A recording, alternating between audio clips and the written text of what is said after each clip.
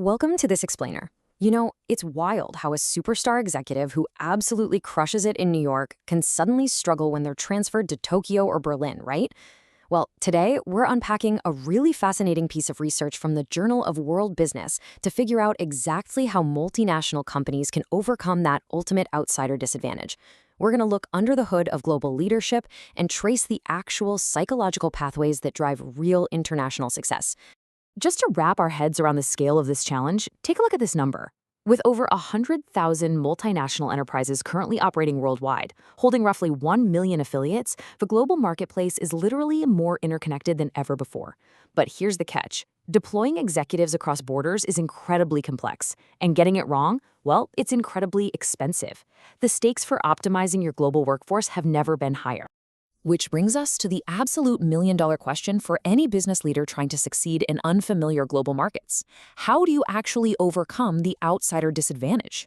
When you enter a new market, local competitors already know the terrain. You are inherently on the back foot.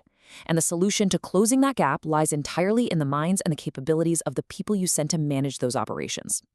So, here's our roadmap for today. We'll start with the outsider disadvantage, then decode cross-cultural competence, explore the attributional complexity engine, look at the bicultural advantage, connect the research dots, and finally talk about winning in global business. All right, let's dive into Section 1, the outsider disadvantage and the liability of foreignness. Okay, so let's define the ultimate hurdle for any multinational. It's called the liability of foreignness. Basically, this represents the distinct disadvantages that multinational enterprise affiliates face when compared to local firms. We're talking about a lack of familiarity with the local market, a lack of local networks or embeddedness, and real struggles with basic brand legitimacy. Simply sending a smart executive abroad just isn't enough. They need highly specific cognitive tools to survive and thrive in that kind of environment. Moving on to Section 2, decoding cross-cultural competence, mapping the mind. Now, think of this conceptual map as our treasure guide for the whole explainer. It links foundational traits on the left, like biculturalism and attributional complexity, to cross-cultural competence in the middle, and finally out to cross-cultural effectiveness outcomes on the right. By understanding this map, we can honestly stop guessing about who will succeed abroad and start scientifically predicting it. To keep us from getting totally lost in academic jargon, let's establish that the core capability we're looking for, right in the middle of that map, is cultural intelligence, or CQ for short. And unlike a static personality trait, CQ is a malleable set of intercultural capabilities. That's huge. It means you can develop it, train it, and grow it. It's the engine that actually enables a person to function effectively in culturally diverse situations. But here's the thing. CQ isn't just one single trait. It's a dynamic, four-step capability process. Think of it like this. First, metacognitive. That's recognizing you're even in a new cultural setting. Then cognitive, actually knowing the local customs. Motivational, having the genuine desire to adapt to those customs.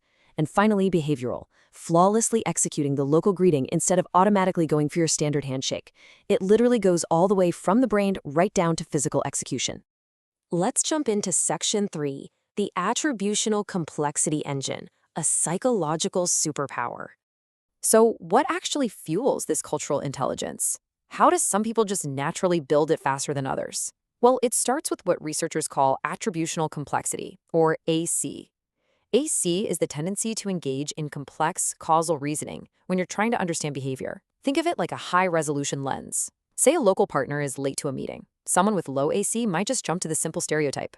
Oh, they're just lazy. But a person with high AC, they look for deeper nuance. Is it local traffic patterns, different cultural norms around time, or maybe a subtle test of patience? They inherently prefer deep explanations over simple ones. Next up, Section 4, the bicultural advantage, going beyond monocultural staffing. Traditionally, companies have staffed these international roles based on, nationality or just who has the most international travel experience. But let's look at a new, data-backed approach. To really get this advantage, we need to redefine biculturalism. It's the degree to which individuals possess knowledge of, identify with, and internalize the cultural schemas of two different cultures. So biculturals don't just speak a second language, they fully internalize two different worlds. They've successfully negotiated the conflicting values and norms of two entirely different societies, which grants them incredibly unique cognitive resources. When you put monoculturals and biculturals side by side, a really fascinating dynamic emerges. While monoculturals have to rely heavily on building that attributional complexity from scratch to navigate new cultures, biculturals act as natural cultural alternators. Because they have deeply internalized dual schemas, it's like they possess a dual core processor for cultural norms. They can shift their frame of reference depending on the context right on the fly, which significantly reduces friction in cross-cultural interactions. Moving to Section 5, connecting the research dots, looking at the proof. So, the big question: how do all these high-level academic concepts translate into a proven pathway for your business? Take a look at this structural model.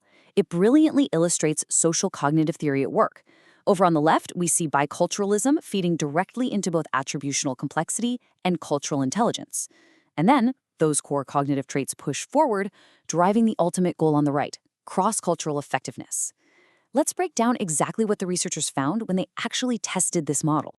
The data rigorously proves this map out. For your standard monocultural employees, the research revealed that attributional complexity is the primary engine driving their cultural intelligence. But for your bicultural employees, the data showed they have a direct shortcut. Their biculturalism immediately elevates their cultural intelligence. The main takeaway here is clear. Possessing complex reasoning schemas leads directly to measurable success, regardless of the employee's background. And finally, Section 6, winning in global business, the outcomes. Let's bring this all back to the real world. What do these outcomes actually look like when you're sitting at the negotiation table? The researchers measured success using two pretty heavy academic metrics, but let's translate those into plain English. The first is IJDM, or Intercultural Judgment and Decision Making. Basically, this just means accurately reading the room, which allows an executive to make culturally consistent, effective decisions. The second is CCSI-SJT, meaning deep relationship building and adapting to local norms without any harmful bias. These are the exact, tangible outcomes of highly culturally intelligent executives. I really want to highlight this powerful quote from the source material.